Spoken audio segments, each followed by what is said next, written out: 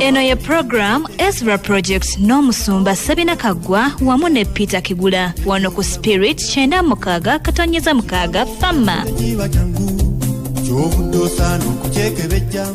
Mukama yebazibwe. Amina Yesu.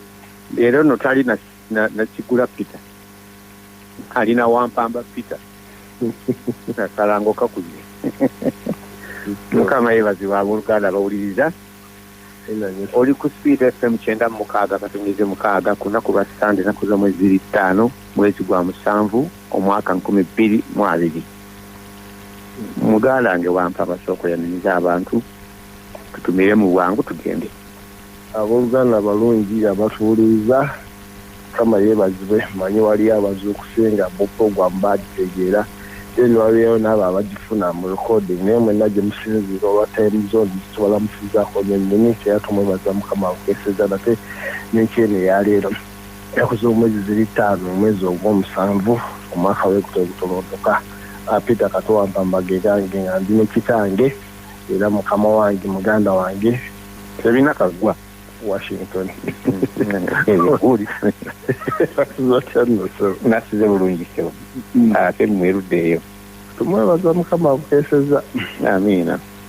Sande tubeera n'eddakiika si nnyingi zibasatu lwa programu yaffe ya Ezra Project nga tubeera mu kwekebejja n'okwekenneenya ebyawandiikibwa tulabe nga tubitambuliramu nga bwe bitugamba nga bwe bitulagira obulamu buno obw'ekikristaayo oba olugendo luno lutunyumire kubanga bw'obanga tutegedde instructions osobola okuwaba n'ovira ddala ku mulamwa n'okyamira ddala ate oluusi kikaluba okukomawo n'olwekyo tuleme kagenderere ng'omukadde akogga so ab'ebbowa tubatumiddeko nnyo naddala mukojja wange butayi muzeebuziza ne maama olumakubu yabaliyo muna tolamusizaako nnyo muganda wange Kigula Peter nkulamusizaako nnyo nnyini manyi olina akamwenyumwenyu nakoze tubaye tuwogera naye kunkulamusizaako nnyo nnyini ab'entaawo namusinza beerabira nkukonjeru kirinnya kawalagala kawuku ku Source of Life National Ministry Team nammwe mwetyo tubazingiddemu abali kuno n'abali ebunaayira aba diaspora mwebale nnyo naye mu ngeri enjawulo ojja kunzikiriza Shivani Nabakyanku nkulamuseeko olw'omulimu gw'otukozeemu ennaku zino kubanga ebintu bino bitumala obyogera bigera ne ku YouTube n'olwekyo Shivani mwebale nnyo olw'omulimu ogwo wamu ne muganda waffe Ezra ne maama mumutulabire sebo benkola nabo sijja beerabira nenja kuzingira awo naawe obeeko bw'otumira tugende mu maaso sebo omwagalwa ni Yanalukwago maama Ane Makerere mwami n'omukyala Musisi abalala oboogeddeko kale sebo katusabe tukwebaza mukama Katonda affe gomeza yenti byonna atulamu butagwawo bulijjo ekisaasi ekirina okusaasira ku ebiri buli olukya tukwebaza n'olwaleero nti otuwadde omwaganya okukomawo okwogera si ebyaffe naye bewateekateeka giyitewo okuyita muffe Katonda affe naffe tuwadde buyi mwaganya okubeera abaddu beera abaweereza abo mu nsangi ezo Katonda affe tugenda okwogera tusaba sewo bitugase ffe nnyini ababyogera n'okukuleetera amakulu eri omubiri gwa Kristo obuliwuliriza eyo yonna gye bali eweere Katonda wange tutambule nga tuleeteddwa amakulu okutegeera n'okumanya ebintu bino obulamu butuwuukire tutwanguyire kubanga tugala tujje gy'oli ffenna abakola nsitweddwa nawo n'otuwumuza bingi ebitukooya era bingi ebitukaluubiriza naye bwe tumala okutegeera ggwe kuba Bayibuli etuyigiriza nti amazima n'ekisa byajja naayo Katonda affe tuva mu kukoowa okwo netutandika okutambula obulamu obutegeerekera obuwawuka tukusabye ssebo Katonda affe otera obikole okutama Yesu Kristo mukama waffe nkuwadde eddakiika emu okole kalikaapu kuba bwe nnaatandika nja kukwatira ddala akazindaalo esebo tuba abalungi abatuwuliriza nga bwe tugamba nti bulijjo abaayo abatuguddeko abapya abatweyungako naye tuli ku mwaka guno eddoboozi lyatusindika nnyo okwogera ku omulamwa ogwa Great Minds Study Scriptures nti obwongo obwogi bwekennenyera bwekebejja ebyawandiikibwa era ebyawandiikibwa ebyo nga tusimba nnyo essira ku Bayibuli tukubiriza abooluganda okusoma nnyo Bayibuli obutabo bungi obuyinza okusoma amawulire n'ebiringa ebyo naye teeka ennyo omulaka ku Bayibuli naye tuzze tutolontoka mwe twafunira muganda affe yatuleetera esubject ey'okwogerako gye tutolontoseeko ndowooza omwezi guweze n'okusukka mu gususe nga twogera ku teeka n'ekisa ne Sande ewedde twatandika ku nsonga y'ekisa naye mulimu bwe njagala okusukayo mu ddakiika eno gy'ompadde bwe wayogerako nti ekisa kino mu luzungu kya grace is God's heart extension to mankind to do us good intentionally. Mu Luganda nti ekisa kino gwe mutima gwa Katonda okulaba ng'akola abantu obulungi obugenderere. Twali tetugwanidde ng'abaana b'abantu kubanga okuva mukadde waffe Adamu ne maama Eva bwe baayonoona oluleberi eby'essuula ey'okusatu olaba ng'ebintu byali bifuuse bizibu nayogera okulaba okuyita mu kisa n'okusaasirwa kuno Katonda n'agamba abantu bano n'ayamba amateeka ne gajja mu biseera bya Musa ne bakolako bye bakoze naye nga era omuntu asobola gakwata nga bwe gali bamana kati essaawa zino ne kafiyu atulema okukwata ng'ate si kyekintu ekizibu buli omu amanyi nti essaawa emu olina kubeera waka n'oluusi olw'okwesanga era tekikoze n'olwekyo amateeka tegaali mangu gakunyweza n'olwekyo ekisa ne kijja naye ekisa kino amazima n'ekisa ne bijja ne Kristo n'olwekyo Katonda n'atuwa omwagaanya ogwo w'okulaba nga tutegeera naye kentunzikanako mu lekapu ekisa kino twakwogerako luli nti buvunaanyizibwa it's a responsibility so tojja kuva buvi eri okizanyiremu abantu bakugamba nti olina obuvunaanyizibwa kitegeeza olina ekkatala olina ekyokukola olina ekyokukuuma olina ekyokulabirira n'olwekyo ekisawo ekiri naye tetugenda kukolera mu bukolezi kyegyo sebo ndowooza akafaananyi keko tuyinza okutandikira okasiize bulungi nnyo sebo kasiigidde ddala era Mukama akikubalire akati leo twagala kwogera ku mutwe grace not kindness ebigambo grace not kindness bino bibiri bitawaanya era ekkanisa ebitabudde neefiirwa nnyo grace ne kindness bitambulira wamu for some time naye si byebimu mukijja kukwetagisa okunnyonnyola nga tukozesa ebintu bingi okwawula ebintu bino ebibiri kubanga Oluganda lukigwa n'Oluzungu aboogera Oluzungu beewuusa nabo bakigwa kubanga abasinga baogera Oluzungu naye ekigambo grace era bakiwa treatment yemu nga naffe bwe tukiwa mu Luganda ekisa kati ekisa n'okusaasira biringa ebifaanana naye ekisa n'okusaasira byanjawulo grace nga simplicity bweri nti is unmerited favor tokipakasiza kuganja oba okusiimibwa oba okukkirizibwa nga tolina kyosasudde tokisaanidde togwana ate kindness okusaasira kwo omuntu akusaasira n'akulaga nga akusaasira eba small of a feeling kati bino bibiri nibaddemu nga compassion byona kyekimu ngenda kubinnyonnyola wansi eno naye kubanga ndeyinga foundation eno abantu okutegeera nti Katonda bw'ayogera ku grace ne kindness bibiri byanjawulo ekimu kizitowa nnyo so nga n'ekirala kizito kati ngenda kuwaayo akadde mbinnyonnyole kubanga tulowooza nti bwe tunamala okunnyonnyola mujja kudda emu starting kati nze bwe mmala okuwa exposition eno then tugenda kufuna eddakiika nga 5 ne mukulu wampamba discussing okulaba outcome output nga bwebadde then gwe bwoddayo eka ebyandiko yatunatutasomye oba byonna oba osomye bikuyamba okutegeera weekebejje kuba omulama gugamba nti great mind study scriptures amawulire ennaku naye nga ngula Sunday vision nze nina ensonga lwaki ngula Sunday vision gye sijja kwogera amalala sigagula okujjayo ne bukedde oluusi tugula ne Sunday vision naye nina entuumu eya Sunday vision olusanasalawo okukola programu eyo naye bwe mmala okusoma nga ntereka buteresi atiko zange ezo zensomyemu nga ntereka hisitole wange ali awo naye ate bwe nati nzireyo nzeekebejje singa alibaawo ensonga eyimuka ku nsonga ezo zensomyeko ngenda mu akaivu yange nenzijjayo nensoma ku bintu ebibino gyebiri neneekebejja ebimu ku bisudde eggwanga lyaffe oba ensi yonna butajjukira byafaayo. Osobola okuddamu ensobi y'emu bw'oba nga teweekebejja byafaayo. Naye bw'oba nga weekebejja ebyafaayo, kyangu okwewala ensobi ze waakoze mwakoledde butaziddamu. Naye tusobola okudda we twava. Kaakati ekigambo kino grace ne kindness bibiri bitugenda okuba nga tutunuulirako wansi wano ku mulamu ogw'okusoma ku etteeka eryajja ne Musa n'ekisa n'amazima ebyajja ne Kristo. Ekisa kye kisooka n'amazima.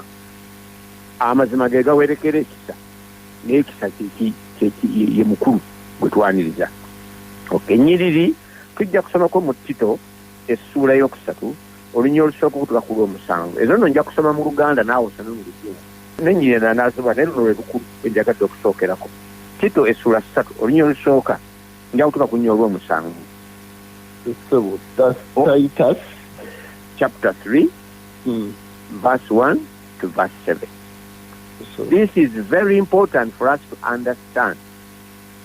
Kikulu nnyo eri ffe okutegeera enjawulo eri wakati w'ekisa n'okusaasira. Ffe oluusi bye tukozesa bye bimu. Omwana yankwasizza ekisa ne mmuleka, yankwasizza ekisa twade tumukuba n'atukwasa ekisa. Kakati ekyo temwogerako n'abakwasa ekisa, mwogera ku compassion, mwogera ku kusaasira. Naye ekigambo kino grace, ekisa nga bwe kyogerwako mu Bayibuli kyawukana mu Luganda ne mu Luzungu mu nkola yaakyo. Kati kasooke tusome naye nga bitambulira wamu.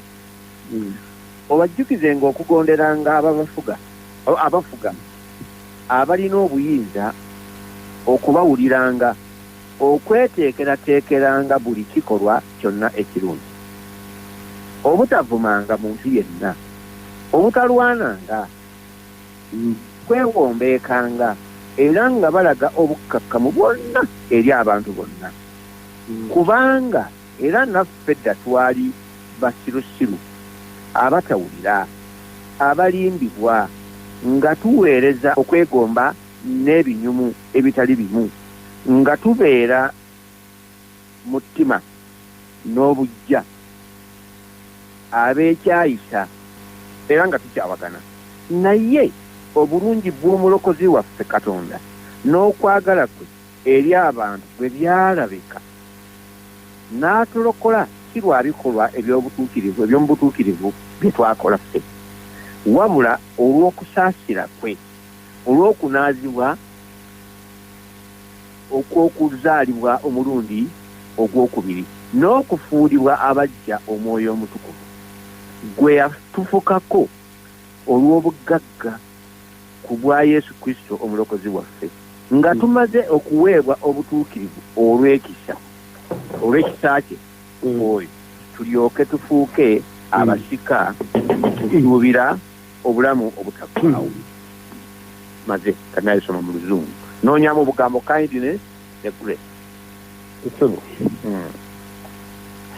It says, remind the people to be subject to the rulers and authorities, to be obedient, to be ready to do whatever is good, to slander no one, to be peaceable, from the word peace, and considerate, and always to be gentle towards everyone. At one time, we were too foolish, disobedient, deceived and enslaved by all kinds of passions and pleasures. We lived in malice and envy, being hated and hating one another. But when the kindness and love of God, our Savior, appeared, He saved us, not because of righteous things we had done, but because of His mercy. He saved us through a washing of rebirth and renewal by the Holy Spirit, whom He poured out on us generously through Jesus Christ, our Savior, so that having been justified by His grace, we might become heirs, having hope of eternal life. Kati obugambo bubiri bulabise kindness, mbaddewo nako kusa kindness, mercy and grace.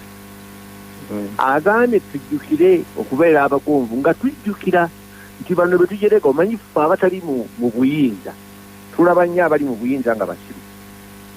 tulaba nnyo abali mu buyinza nga tebasaanidde, tulaba nnyo abali mu buyinza nga tebasobola, era tulina ebyokubavuma bingi, tulina ebyokubajeregako bingi, tulina ebyokubanyoomako bingi n'obutabawulira. N'ensonga tuzirina.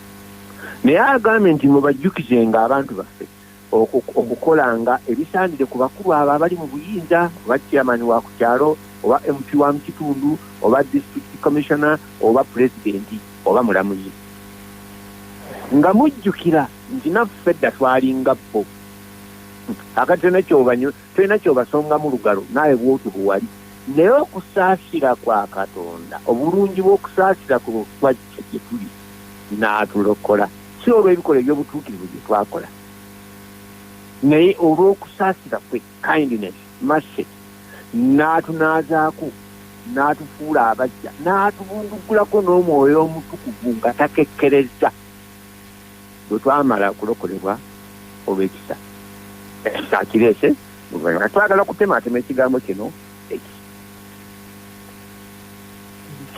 The simple definition gitukuze nayo egamba nti grace is the unmerited favor.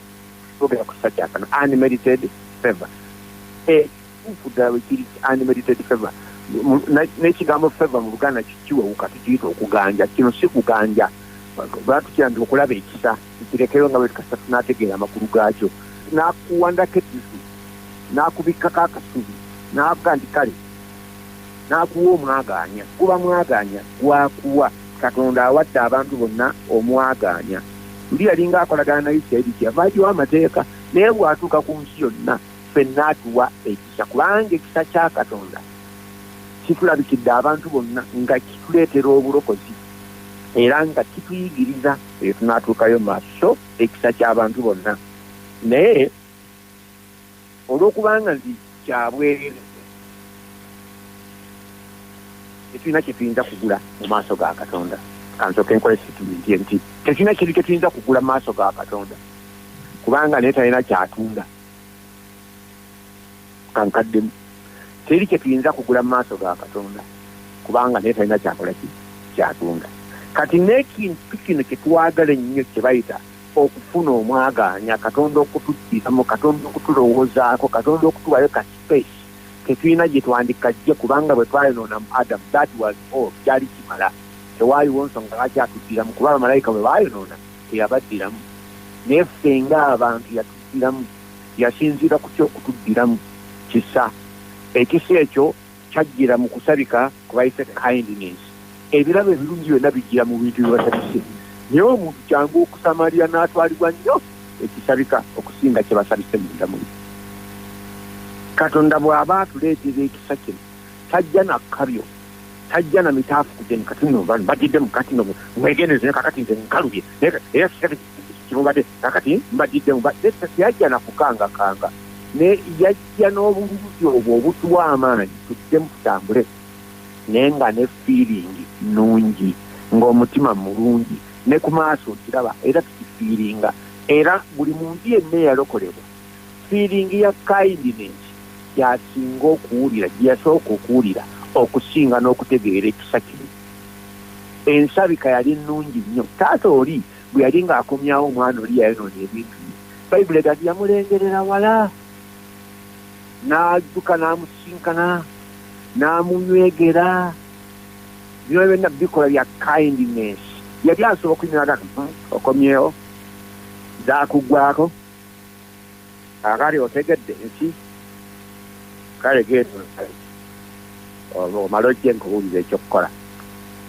Ekyo nakyo yandibadde ng'amukoledde ekisa, amuwadde opportunity, naye nga tesabikiddwa mu kindness. Oba ntegeereke osobola okuwaniriza omuntu naye n'asigala ng'akukyaba kubanga byeyakukola abimanyi. Kaakati naawe omutunuulira n'eriiso n'atafuna namaanyi kubanga omuddidemu naye tobadde kind gyali. Bansibirako mu banka emusijja kugyogera, baali bammanja sente zensasula buli mwezi, nali amalokokirira sente zaabwe nazeewola nenfiirwa omukyala nga nesente lutu esooka yatuuka nga omukyala mulambo guli mu ddiiro, naye nembasasula obusente nsokozeewo nensasula naye wakati eyo nga ngenda mu maaso ne biikaluubirira natuuka mu banka manager nanziggalira teyalina kindness at all yendi teyalina kindness teyanumirirwa era nanziggalira abalala ne bagenda paka kaasiya lweyankwatibwa ekisa kindness nankolera ebyekisa grace nampola ssente ezize naŋŋamba nti nzireete nga bwe mbadde nsuubiza era kye nakola nasalawo okutunda ebyange natunda ku ttaka lyange nsasula ebbanja kati grace yampeebwa okufuluma ebbanka nga bampoze ssente naye tekyategeeza nti kati bannejjeereza nalina okugenda okusala amagezi kubanga oli kanteereddewo omwagaanyo ogwo gwegwo gwanteereddewo bwe sigukoze bulungi kati ate ebiddako bibeera bibi nnyo nalina kusala amagezi nakutunda byange nensasula ate kuno nasasula busasuze nga tekanfunde ekintu kyange mbasasule ebbanja liggalirewo ddala ate manager n'alyoka neewuunya ate neewuunyiza kambi katono okanyomera mitala wange wa mugga naye wali teyandaga amaaso ga kusaasira nali neetaaga okusaasirwa ate n'ekisa okumpayo headstart ngende ngezeeko nate yandimpadde amaanyi nange tikati bigani negenda ogezeeko wiikendo gezaako nandizireki kubanga era nezifuna naye tewaaliwo grace ne kindness yagirina okutuusa kaasiya lwe yankwatibwa kindness nankolera nekyebayita ki grace kati ngezaako okusiiga kifaananyi kino kubanga enjiri grace nyingi mu Uganda kati etijja gy'obeera nti kyakira nedda grace ne ba Pawulo gye baabunda nesi kwali kutiguka eri abamu ababyogeredde obubi ne bavumaganya n'ababikulembera kyesikkanye nakyo nti oluusi abantu tebawuliriza bulungi naye kati leka nkola ate mu kyeyange tugezeeko okulaga ekigambo kino grace kati ekigambo kuno okusaasirwa kuno Katonda n'atuddiramu kyabuwa tolina gy'oyinza kukigula tolina mazina g'oyinza kuzina akikuwe tolina kyava mu mutima gwe ye tetumanyi lwaki naye kubanga yatwagala bayibuli kivuga nti Katonda bw'ati bwe yayagala ensi n'okuwaayo n'awaayo omwana we yatali bw'omu yekka ekyo yakiteesa yekka okwagala kwayitiriza ku ye n'agamba nti abantu bano ngenda baddiramu ate bwe mba mbaddiramu ngenda kusabika engeri gye mbaddiramu mu kisabika ekya kindness nga n'amaaso gange